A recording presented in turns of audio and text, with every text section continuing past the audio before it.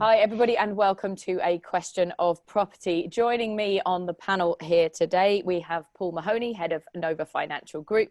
We have John Howard, our property expert of more than 40 years and author of more than 3 books, Buying and Selling at Auction being the most recent, and Stefano Lucatello, Senior Partner at Kobalt Law, International Property Lawyers. So welcome to all of you. Morning. Morning. Guys, we've got lots of questions to get through, so I'm going to start there with John for the first one. Obviously, we are in the middle of COVID-19 at the moment, and we've had people asking questions of what they should do given the situation that they're in and how things have changed. So this person is halfway through the conversion of 3 flats. Should I stop work now or continue, knowing that the values might be less than I first thought when finished?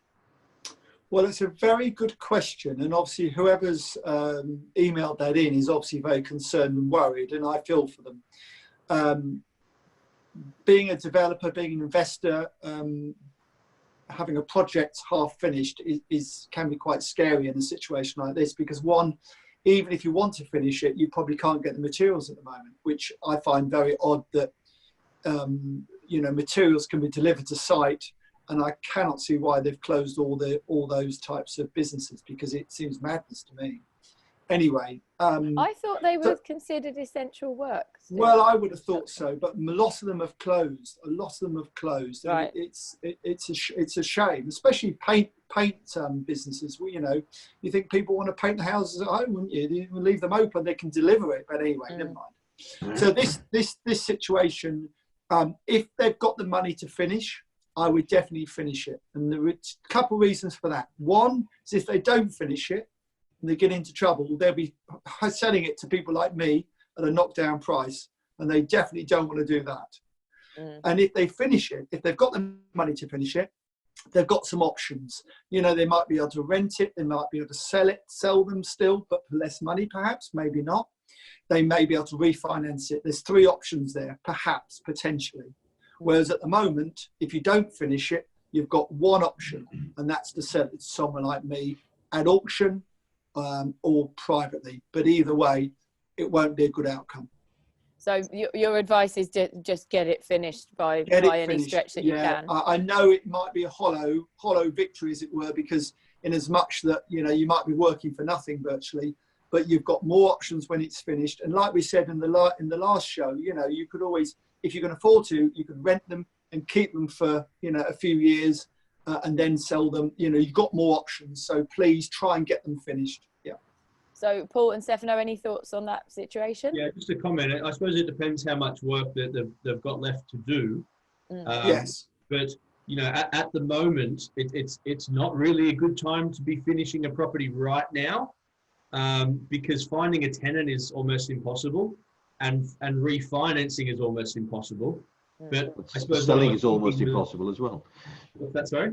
Selling is almost impossible as well. I tell you what, I can't stand the negativity here. It's unbelievable.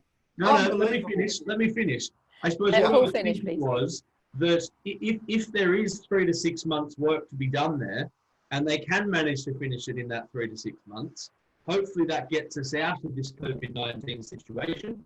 And actually, there is without doubt going to be a pent-up demand with regards to people wanting to buy properties at that point in time. Regardless of what happens in the economic cycle, I advise people on investing in property on a day-to-day basis, and I know people want to buy, but a lot of people are waiting, which is understandable. Yeah.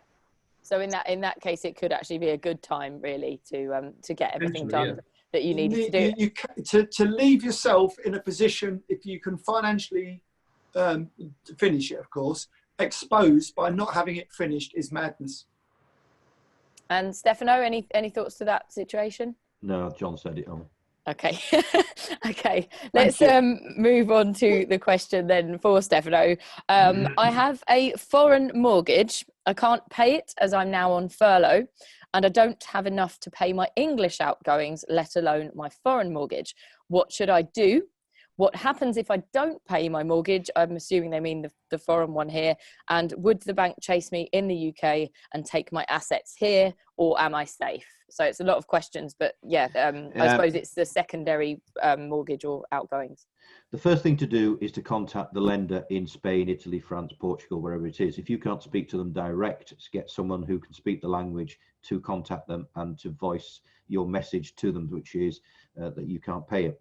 Also send them an email. There must be a contact email, but all foreign banks always have a department that speaks English. They always have English speakers, so there is no reason why you should not be able to contact them by telephone, but I would stick it in an email as well, telling them that you can't afford to pay and proposing that you either have a 3-month holiday period within which, of course, the interest will continue to come, but you have a 3-month period where you don't pay, and that after that 3 months you will come back to them with some proposals, or go straight back to them and say to them, you know, I can't pay all of it, but I can pay a third of it, half of it. Are you happy to receive that? Do not stick your head in the sand. Do not just pay less than you would normally without telling the bank or the lender. Can they do something about it? Yes, of course they will. Because of the European Enforcement Treaty between all the country members of the European Union, Spain, France, Italy, and Portugal will send people to come and get the money from you. So what they'll do is they'll issue proceedings. If you fail to respond in Spain, France, Italy, they'll get a judgment. That judgment will then be sent to the High Court in the Strand. It'll be translated into English and transferred to a sheriff's officer, and the sheriff's officer or a bailiff, probably a sheriff's officer, will come round and knock on your door, and he will say, I've been sent by such and such to recover a loan. What can you do? But the problem is then, of course, if you've got a sheriff's officer at your door, he will take walking possession of your goods for 21 days, which means you can't sell anything and do anything, and it's a real problem. So yes, you must continue to pay your mortgage if you can. If you can't, excuse me, tell the bank and enter into some form of arrangement. Remember that banks are also, foreign banks especially, are prone to doing this. They sell their loans off to companies which then charge you a higher rate of interest. Had one the other day where he's possibly being charged 46% per annum from an interest rate of 3 or 4%. You must be very, very careful. You cannot just bury your head in the sand and do nothing about it. And the same goes in England. I would have thought, John and Paul, the same thing. Yeah, very much so. I mean, Stefano, how long will it take for that process to happen if you stop paying, do you think? 3 months. Usually a bank abroad will wait 3 months, and then what he'll do is he'll start proceedings. And the worst thing, of course, about it is that if it does go all the way and judgment is obtained in Spain, they could also, in the meantime, sell the property. They can put it to public auction. In France, Spain, Italy, and Portugal, they have the system of public auction. So if you get judgment, you're allowed as the creditor to put it to a public auction, and then you might find yourself having to buy it back. Yeah. Yeah, it's a very scary situation, I imagine, for a lot of people there. Do you think that most banks would be amenable to a suggestion of paying less, or paying, half or whatever you were meant to be paying? Banks want to receive some. Banks all over the world want to receive something. They depend on income coming in, and they depend on something of a movement of money. So if you're paying something, it's better than nothing. They will say, well, we're not very happy, but at the end of the day, you will have to. The other thing is, Lucia, you will have to prove, in most cases, you'll have to do a schedule of assets and liabilities. So you'll have to say, look, this is what I was earning beforehand. This is what I'm earning now, which is whatever. I can't afford it. This is what my outgoings are. I can offer you, instead of 100%, I can offer you 50, 25% for a period of time. I'll catch up and ask for a period of 12 months to catch up in, and to review it every 6 months, let's say. But you need to have that constant dialogue with your lender, because otherwise the lender will say, well, I mean, he's in default. I've got the permission in the agreement to do what I want to do, which is to recover possession of the property, sue you for the interest, and the money's not paid, send a sheriff around, and it becomes really complicated. The other thing is, of course, you will find yourself as an English citizen with a registered debt against a judgment against your name. So when you go for credit, if you ever go for credit again in the future, you'll have a problem. Yes, so it's going to affect everything in the UK. And Paul, any thoughts on that? Also, it's worth keeping in mind that obviously at the moment, lenders in the UK are pretty flexible with regards to mortgage holidays and that sort of thing. So it's definitely in their best interest to contact their lender and ask for that if they need it. We've had a lot of questions about whether people should be applying for these things, both on the the residential and the buy-to-let side. And so far as I understand, although they might get 3 months of not having to pay, that 3 months is just added on to the end of their mortgage. So they are going to have to pay it at some point anyway. Yeah. So the guidance we've been giving is to only do it if you have to. Otherwise, you're extending your mortgage period. Yeah, it's not a holiday as such. It's just sort of deferring it till a future date, isn't it? So yeah, that's very sound advice there. Anything else to add to that, Stefano?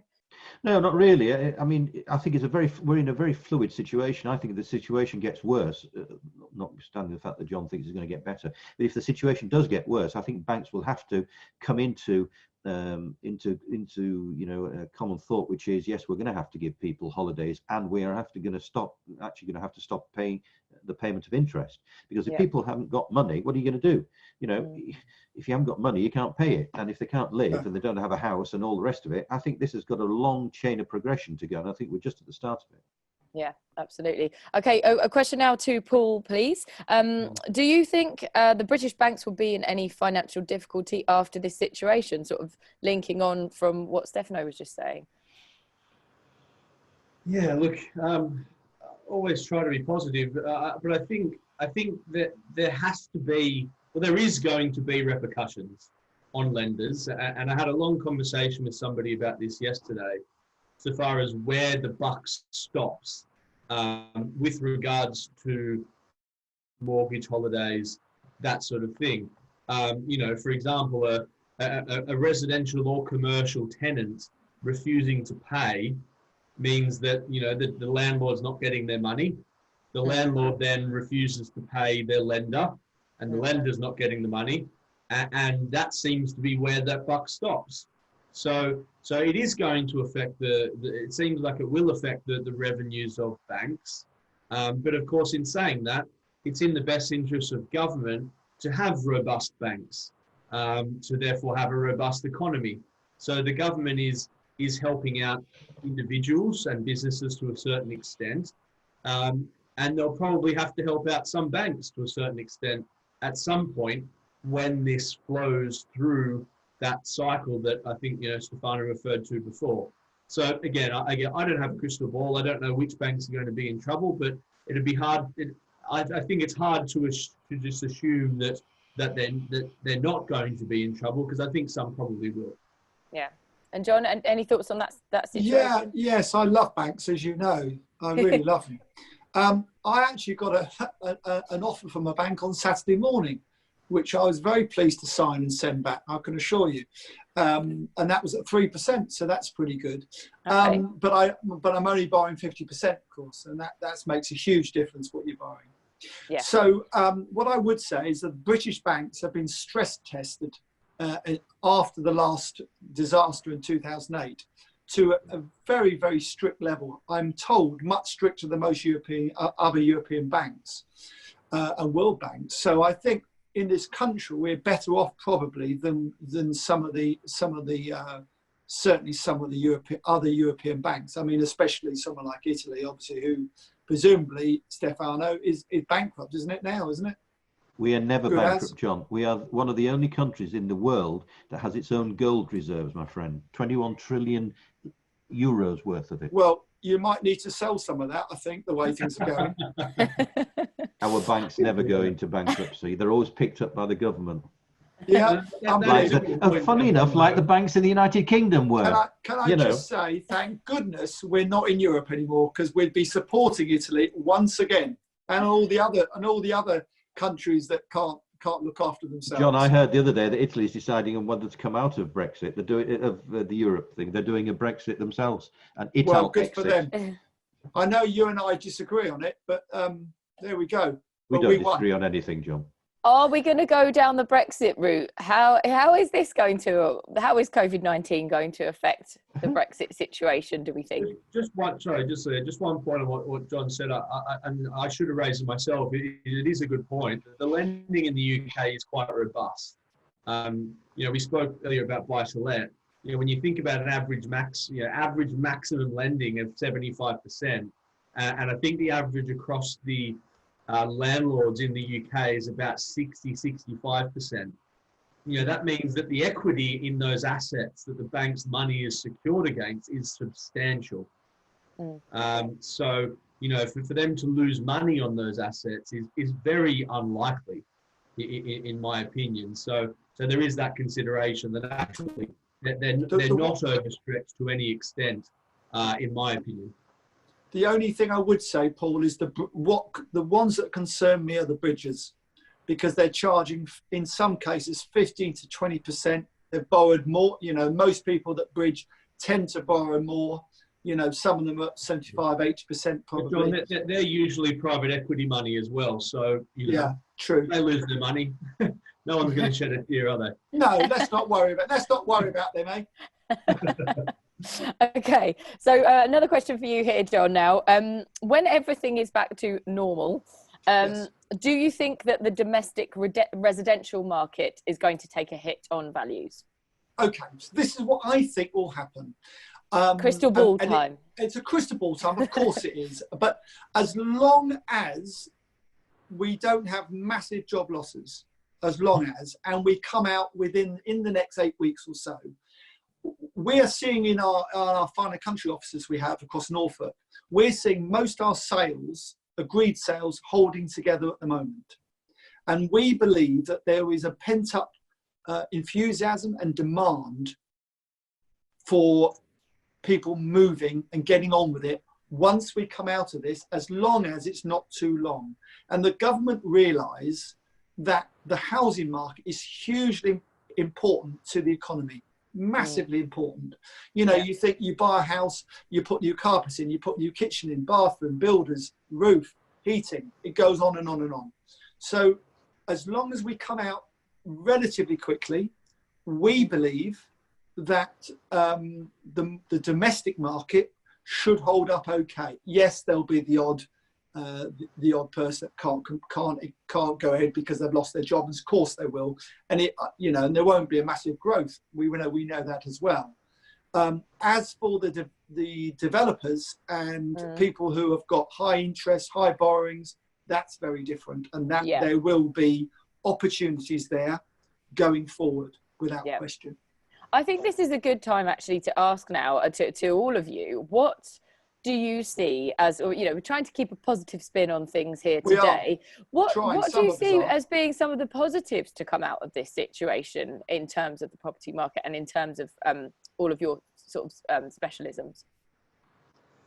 Well, I think that people, because the majority of people who own homes abroad are their homes abroad are second homes, they're not main homes. I think we'll find a glut of international property in the next 3 to 6 months, because people will not be able to pay the mortgages, or people will want to sell because they don't want to be owning a property abroad, because they're finding that they're having to tighten up the belts, and the money that they need is for the United Kingdom, and the foreign property is no longer what they want. On the converse side of things, I think there will be a fantastic market for people who want to buy at a lower price. And I think prices in France and Italy and Spain will fall even more, especially in France. And I think that there will be a glut of property, which means that the market will come back in, let's say, 6 months' time. Yeah. Okay, great. Thanks, Stefano. Look, I think things like this create innovation. People are now having to deal with working from home and how to make their businesses more flexible and generate revenue in new ways without having to be face to face with people. So I think in some ways that's quite a positive. We've already seen environmental improvements due to COVID-19 over a period of weeks, which is pretty incredible. Yeah. Something that I had a conversation about yesterday, and we have to be very careful about the sensitivity of these types of conversations. But I think it is worth mentioning is that the impact and the deaths and things that COVID is having at the moment is tragic, obviously. As far as sorry, Paul. Can I just get you to say that again? Obviously, we all agree the situation is tragic, and then it just glitched a little bit. Yeah, sorry. So I want to say this in the most sensitive way, but one of the biggest worries of the economy over the next few decades was a major impact of the aging population. and you know, potentially long term things. Some of the things that are happening at the moment could lighten that burden. Is a conversation. It's a very difficult conversation, obviously, but you know, potentially, you know, sometimes these, you know, they talk about swings and roundabouts. Sometimes that there is something worth considering. Yeah, thanks very much, Paul. And John, from well, I think what might come out of this is that people realise they need to look after themselves better. I think the health of certainly the health of people is more important now than ever. And I think this dreadful virus has tended to attack people with ill health. It has affected other people as well, but I think people certainly need to look after themselves better health-wise going forward. You know, type 2 diabetes is one example, you know, so that's very important. From a business point of view, I think some businesses that perhaps were teetering on the edge anyway financially, obviously this will push them over and put them out of the misery, if you like. Yeah. Other businesses will become stronger, and I think there'll be, like any turbulence in any market, which there will be on the investment stroke, you know, commercial market especially, there will be opportunities, and it's for people like me and others listening to this show to take advantage of those in a sensible, decent way.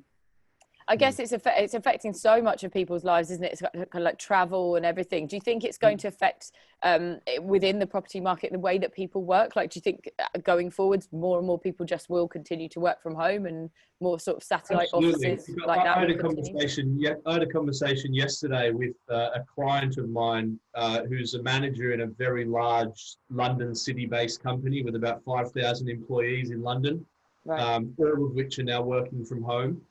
And she told me that after this is all over, they're going to aim for half of those people to continue to work from home.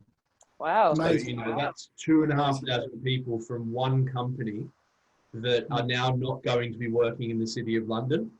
You know, that for landlords, of commercial landlords, that's not necessarily a positive thing, but certainly for new businesses and people, you know, that do need office space, in a place like London that's super expensive, that creates opportunity as well, because I think without doubt rents are going to come down. Yeah, well, I think we're going to find that institutional landlords, people in the city, in the Docklands, they're going to find many of their premises empty, because I have a friend of mine who works for ASOS, the online clothes manufacturer. They have 3,000 employees. They've now got 2,000 of them working from home, and then another 1,000 in the next few days are going to be working from home as well.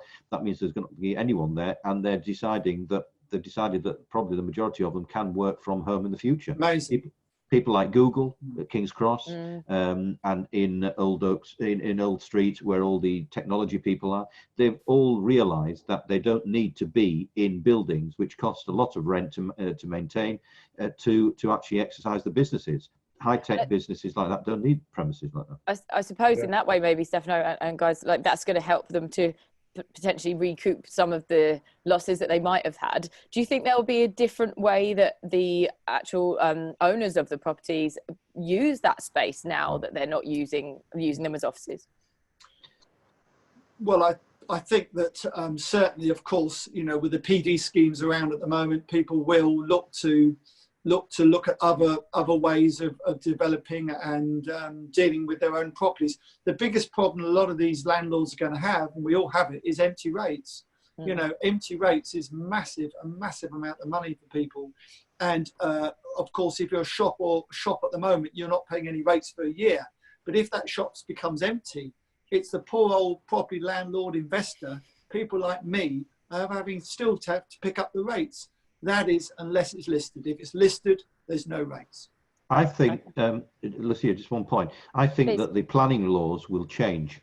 I think the planning laws will become, will go towards more and more office buildings being given permission to change into residential, hotels, places like the Docklands. I think you'll find that lots of those office buildings will become residential places. They'll become hotels and residential, and people will. The Docklands will change from being an office place to being a residential place. Totally. Yeah. I mean, in Canary Wharf, at the moment there's over 20,000 flats being built, you know, already. I'm not sure they need any more, which will be interesting, because if the property market in London gets a bit cheaper, even I might be able to afford to buy one. Thanks very much for watching A Question of Property here today. My name's Lucia France, and you can email us if you have any questions that you'd like to be answered in a future show. ask@aquestionofproperty.co.uk. That's ASK, ask@aquestionofproperty.co.uk. Thank you very much for watching, and we'll see you next time.